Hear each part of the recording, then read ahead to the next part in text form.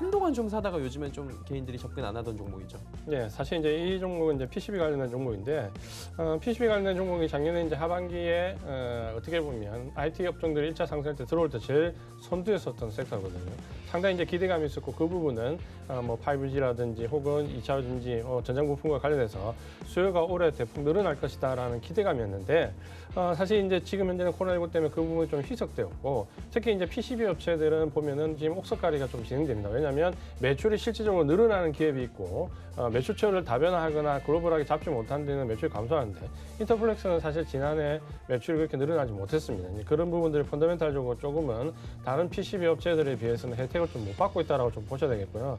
아래쪽에 보시면 6,950원 지지선 좀 형성됐는데, 여기 지금 받고 난 이후에 지금은 박스 구간에 좀 들어가 있습니다. 행보 구간인데, 이렇게 행보 구간을 하면서 좀 매물을 소화하면 조금 위쪽으로 방향을 틀 것으로 좀 기대가 되고요. 시장이 꺾이지 않으면 이 종목은 좀 위에까지 좀 볼 수 있다라고 말씀 좀 드리겠고, 1차 목표 가격은 14,000원까지 말씀을 드리겠습니다. 예, 인터플렉스 듣고 왔고요. 다음 종목입니다. 버키 스튜디오 1,567원에 비중 20%. 이 종목은 어떻게 할까요? 이 종목은 모바일 컨텐츠 관련된 업종인 종목인데, 뭐 실적은 크게 나빠지지도 않고 그냥 좀 정체된 상태입니다. 살짝 전체적으로 실적이 조금씩 변화는 있지만, 크게 보시면은 실적이 거의 변화가 없습니다. 매출액이 한 160, 170억대 왔다 갔다 하고요. 영업이익은 거의 뭐 한 10억대에서 왔다 갔다 합니다. 그러니까 지난해도 8억 정도, 뭐 흑자 전환됐다 해도 큰 유의 있는 숫자는 아니고요. 그렇게 보시면은 모바일 관련 컨텐츠 업체인데, 실적은 펀더멘탈은 그냥 평이하다라고 말씀을 좀 드리겠고요. 이 부분이 주가를 부양할 수 있는 부분은 아니다라고 말씀 좀 드리겠고, 전체적으로는 지금 위쪽에 이제 박스권 매매입니다. 위쪽에 고점이 박스 상단이 1,840원 정도 잡으시면 되고요. 아래쪽에 이제 980원 저점인데, 아마 이 구간을 지금 행보하다가 한번 돌파 시도가 나올 수 있습니다. 왜냐하면 이 종목은 펀더멘탈이 그렇게 나쁘지 않기 때문에 돌파 시도가 나올 수 있고, 1차 목표가는 1,840원, 만약에 이쪽 박스 상단 돌파 시도가 나오면 위쪽의 목표 가격은 2,200원까지 말씀을 드리겠습니다. 네, 알겠습니다. 자, 다음 종목은 NHN 한국사이버결제 32,000원 비중 10%. 이번에 코로나19 뭐 언택트 관련해서 이쪽 굉장히 많이 쇠볼 것이다 얘기 나와요. 네, 사실 이제 실제 수요를 좀 보고 있고, 주가 흐름도 굉장히 좋은데, NHN 한국사이버결제는 다른 이 결제, 전자결제보다는 상승 탄력이 조금 줄어듭니다. 그 부분은 아무래도 이제 실적과 좀 연관이 있는데, 이 종목은 실적 조금 보시면요, 오늘도 대부분의 이 전자결제 관련된 종목 중에서 일부 굉장히 급등하는 모습을 좀 보여줬거든요.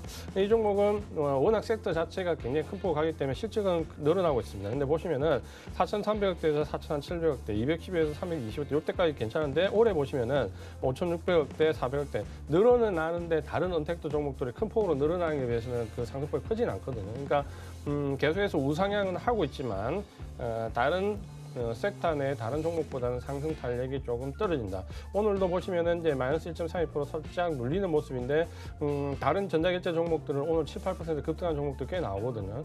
그 부분은 좀 비교하시면서 한번 보셔야 될 것 같고, 아래쪽에 이제 지지선은 32,000보다 살짝 위쪽에 33,000 정도 지지선을 좀 잡으시면 될 것 같고요. 목표 가격은 일단 44,000원까지 제시를 해드리겠습니다. 목표가는 일단 44,000원 제시를 해주셨습니다. 자, 다음은 LNC바이오 갈게요. 76,800원에 비중은 50%. 비중이 높네요. 예, 76,800원 좀 고점에 사셨는데, 사실 이 종목은 펀더멘탈이 나쁘지는 않습니다. 그러니까 지금 잠깐 펀더멘탈 좀 보시면은 전체적으로 실적이 나오는 부분에 있어서는 보시면은 계속해서 좀 우상향하고 있거든요. 작년에 290억에서 390억대, 영업이익은 90억에서 올해는 한 120억대. 그러니까 펀더멘탈은 나쁘지 않고 이제 계속해서 좀 상승은 하고 있지만, 주가는 거기에 비해서 어떻게 보면 좀 더 많이 올랐습니다. 펀더멘탈 대비를 해서. 어쨌든 테마에 들어왔으니까 그렇죠. 그 부분 좀 감안 좀 하셔야 되겠고, 지금 현재 76,800원 들어가신 가격이 너무 고점에 좀 사셨어요. 그러니까 아래쪽에 지지선은 62,000원으로 말씀을 좀 드리겠고요. 목표 가격은 직전 고점이었던 78,000원까지 말씀 좀 드리겠습니다. 네, 알겠습니다. 포비스타인 씨 1,810원에 여기도 비중이 좀 높아요. 40%. 네, 여기도 좀 많이 사셨네요. 예, 그러니까요. 오늘은 대체적으로 좀 보시면은 좀 테마주에 가까운 종목들을 좀 비중을 많이 높게 좀 사셨네요. 이 포비스TNC는 지금 현재 기술적으로 좀 접근을 하셔야 되는데 이전에 지금 현재 보면은 고점을 한번 형성하고 지금 내려오는 중이거든요. 이전에 이제 고점 형성했을 때가 2,280원인데 여기는 보시면 대량 거래량이 동반되면서 고점을 형성했기 때문에 아마도 지금 고점으로서 가능성이 좀 높습니다. 그래서 목표 가격은 여기보다 상당히 밑에 잡을 수밖에 없고 목표 가격은 2,050원 말씀을 드리겠고요. 아래쪽에 지지선은 1,530원 말씀을 드리겠습니다. 네. 다음 종목은 가비아입니다. 15,110원의 비중은 15%. 이 종목은 어떻게 가져갈까요? 예, 15,110원. 또 고점에 사셨다. 이번에 아마 최근에 사신 것 같은데 예. 이 종목 거래량이 이렇게 나오고 난 뒤에 고점권에서 접근은 좀 조심하시라고 말씀 좀 드렸는데 아직 이제 시세는 살아 있습니다. 시세가 살아 있기 때문에 아래쪽에 지지선을 13,000원을 잡으시고요. 여기 이탈하지 않으면 일단 보유는 하는데 계속해서 직전 고점일 때 17,300원 여기가 돌파돼 이제 확인을 좀 해야 됩니다. 여기 만약 이제 돌파가 안 될 경우는 전량 청산한 전략 돌파가 되면은 위쪽으로 19,000원까지 목표가를 잡겠습니다. 네, 가비아에 대해서 이야기 들어봤고요. 대우건설 5,470원의 비중은 25%입니다. 건설주들도 오늘 반등을 좀 모색을 하고 있긴 한데 뭐 큰 반등은 안 나오고 있는 것 같아요. 네, 아마 좀 고가 매수하신 것 같아요. 굉장히 좀 예. 오래 들고 계신 것 같은데 오래 들고 계시니까 펀더멘탈 잠깐 보겠습니다. 대우건설은 사실 이제 모멘텀이었고 어떻게 보면은 지금 현재 계속해서 큰 폭 이제 하락을 겪다가 최근에 이제 테마가 좀 형성되어 있는데 이 종목 같은 경우는 사실 이제 건설주에 대해서는 계속해서 말씀 좀 드리지만 실적이 어느 정도 바닥권에 형성되어 있고 전체적으로 저평가 메리트가 있고 다만 이제 모멘텀은 지금 현재 국내 해외 전부 다 지금 들어오기가 좀 어려운 상태라는 부분 말씀드렸고 2019년도 보면 이제 2018년 대비해서 실제 굉장히 큰 폭으로 줄었고요. 그러니까 주가 밀릴 수밖에 없죠. 이제 올해 조금 이제 개선될 걸로 기대가 되는데 문제는 이제 이 코로나19 영향을 받았기 때문에 이 개선되는 부분이 상당히 훼손되어 있습니다. 그리고 이 모멘텀이 특히 국내뿐만 아니라 해외발 모멘텀은 지금 현재 거의 기대치를 충족 못 시키기 때문에 실적은 조금 제한적이고 하향 조정될 수 있습니다. 지금 현재 이제 기술적으로 좀 보면 굉장히 이제 박스권에 오랫동안 굉장히 머물러 있었죠. 4,300원과 4,850원 정도 내외를 굉장히 오랫동안 박스를 형성하다가 최근에 이제 급락하는 모습을 좀 보였고요. 이후에 이제 건설주들이 특히 이제 중소형 건설주들을 위주로 해서 테마가 한번 형성됐습니다. 그러면서 주가가 좀 강하게 반등을 줬는데 대우건설도 이제 그 부분에서 같이 반등을 좀 줬습니다. 지금은 시세가 살아있기 때문에 이제 위쪽으로 좀 더 올라올 걸로 기대는 되는데요. 1차적인 목표 가격은 4,200원까지 말씀을 드리겠습니다. 네. 매수하신 가격이 높기 때문에 아마 조금 어려우실 건데 이 정도 가격 오면 일단 교체하는 전략을 말씀드리겠습니다. 예, 다음 종목 상담 바로 또 이어가 보도록 하겠습니다. 자, 제일바이오 8,180원의 비중 10% 지금 들어와 있습니다. 제일바이오도 테마성으로 참 많이 움직여요. 그렇죠. 예. 펀더멘탈 상의 차이는 거의 없다라고 말씀 좀 드리겠고요. 이제는 이제 제일화학에서 이제 이름을 바꿨죠. 제일바이오로 이름을 좀 바꿨고 발효를 기반해서 동물약품 쪽으로 포커스를 잡고 있는데 펀더멘탈의 변화는 거의 없습니다. 그러니까 펀더멘탈적인 부분은 뭐 참고하실 부분이 없고 기술적인 부분, 특히 최근에 이제 코로나19 연관되어 있는 테마성 형성 이제 여기에 집중을 좀 하셔야 되는데 목표 가격을 제가 이전에 이 종목 말씀드릴 때 9,200원까지 말씀을 드렸거든요.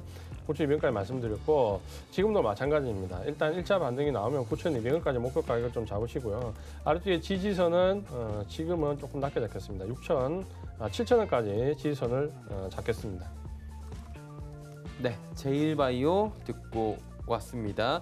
자, 다음은 EWK 들어와 있습니다. EWK가 6,700원의 비중 19%인데 이거 어떻게 할까요? EWK 지금 실시간으로 하나가 좀 급하게 들어와서 EWK 같은 경우 6,700원 네. 지금 비중 19%인데 비중은 조금 높은 건가요? 19%면?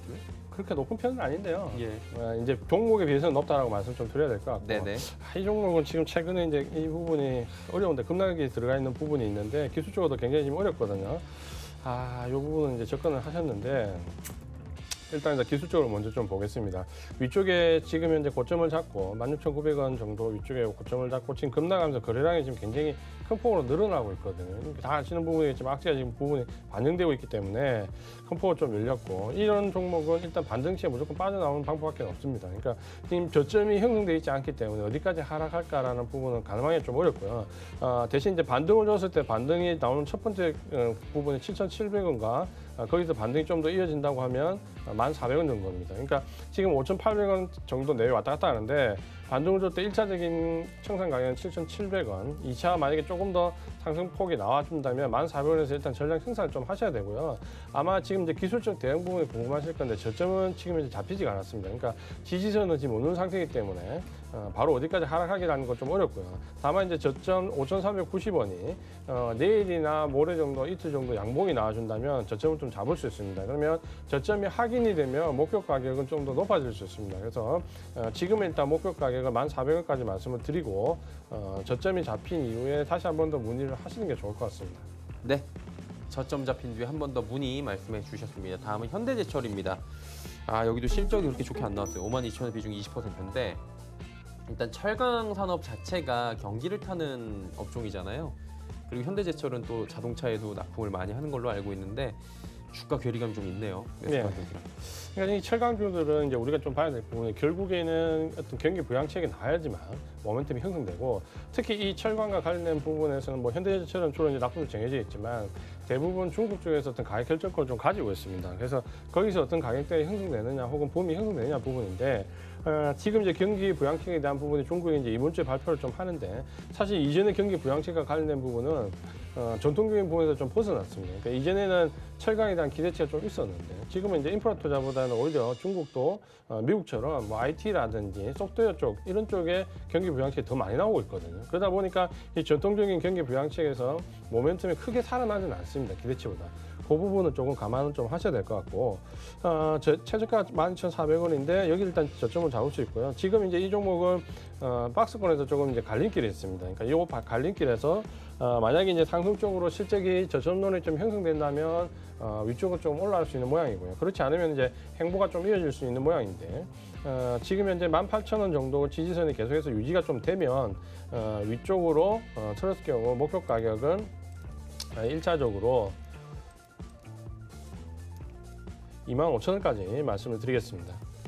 근데 궁금한 게 이제 52,000원에 25,000원이면 괴리감이 어마어마한 거잖아요. 근데 사실. 이제 제가 이제 항상 그래서 이제 고민하는 부분이 뭐냐면, 예. 제가 최근에 보면은 화학주, 철강주, 건설주, 기계주 대부분 이제 이 종목 이 섹터를 가지고 있는 분들은 괴리율이 굉장히 클 겁니다. 그러니까 그렇죠. 그 대신에 지금 바닥권에서 또 보면 한 절반에서 50% 이상 이 섹터에서 상승을 줬습니다.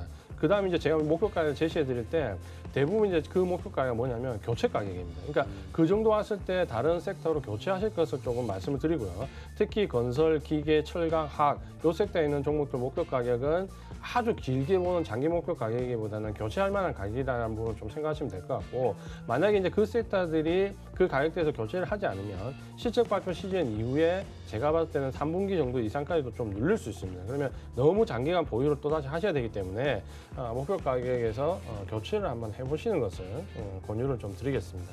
네.